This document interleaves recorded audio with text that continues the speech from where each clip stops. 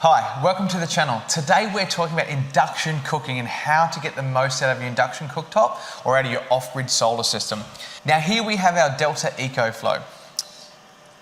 Just a quick recap on the Delta and the reason that we use it. So this is basically a 1.5 or 1.3 kilowatt hour battery inside this, and it's got an 1800 watt inverter. So we use the Delta because it's really easy and simple to monitor and do all this sort of stuff off-grid, which is really simple. So now induction cooking. Now, I'm going to tell you a story about induction cooking and how I really learnt this lesson myself. My wife, I would say she's a really good cook. Her family, everyone in her family is amazing cooks. Her grandmother actually used to be one of the Prime Ministers in Australia's private chef, so she was pretty good at cooking. And it took me ages to convince her to go induction. I'm not a big fan of gas. I love cooking with gas and that sort of stuff, but more from a sustainable point of view. And, you know, my full-time job around a solar company, so the more that we can do from electricity, the better. So it took us ages to convince her to go induction. Now what I actually did is actually brought this induction cooktop here. This is actually my first induction cooktop that I brought to get my wife to try it out, have a bit of fun with it and actually just see whether she would commit. Now I did some research and look, to be honest, with these Philips, this is an old one. I think I brought this back in maybe 2015, 16. So it's quite old. The biggest complaint I saw about induction cooktops is actually the usability and how to use them. The biggest complaint you'll see on the internet is they're really complicated. And this one here ain't no different.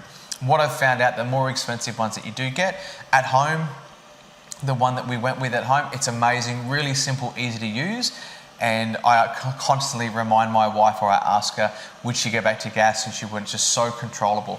Now the little thing I want to show you about how beneficial these are in an off-grid situation. Now what I really love, we've got the monitor on there. So what's really good about this here, now I really learnt this lesson. It was early one morning, I woke up, I wanted a coffee. It's one of the first things that we do every single day. And I turned the system on. So when I did this, when I pressed the button, I turned it on, we had a blackout. Everything went down and I was like, what have I broken?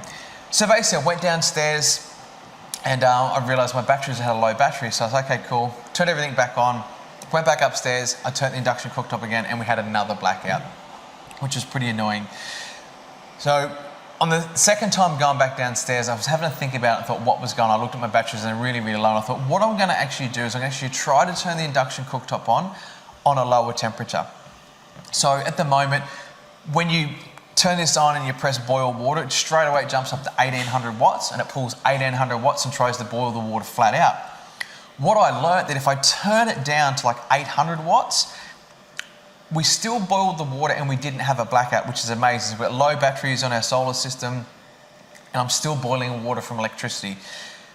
Because what would happen prior to me discovering this, when I'd have flat batteries, I'd be putting the gas on, which I wasn't happy with. So I actually found out that if you reduce the temperature, so rather than heating at 1800 watts, just do it at 800 watts. The difference at the end of the day for you is basically your hot water is going to get hot in 6 minutes rather than 4 minutes is what it really comes down to.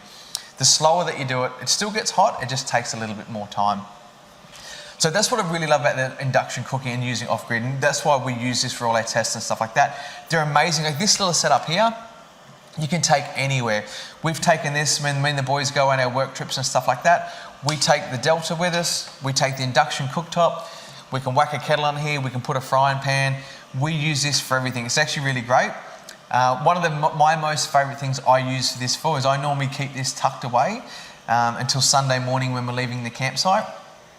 We normally cook on the fire and do all that sort of stuff on the weekend, but Sunday morning, rather than start a fire and go to pull that and cook on the fire before you're leaving camping, I rip the good old EcoFlow out with the induction cooktop, and I can normally get away with boiling a cup of kettles for everyone on campsite. We can cook everyone's breakfast before we got a flat battery and got to plug it in the car and head home. It just saves you have to start that fire and put that fire out when you're going away camping.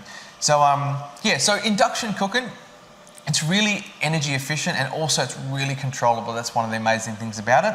So if it's something you're on the fence about thinking, do I do induction cooktop? Grab yourself one of these portable ones. If you are off-grid, they're amazing. This one here is actually rated, it says it pulls 2100 watts maximum, and you can pull it down all the way to 100 watts. So they're really good, really adjustable from the energy point of view, so you can control how much energy you want to use from your battery system at any one time. And if you know you've got flat batteries and you want to boil a kettle of water, you can just make it so it takes you a little bit longer rather than have to turn the gas on, that sort of stuff. So thanks for watching, guys. Appreciate it. And anything else you'd like to know, appreciate the comments below, and have a great day.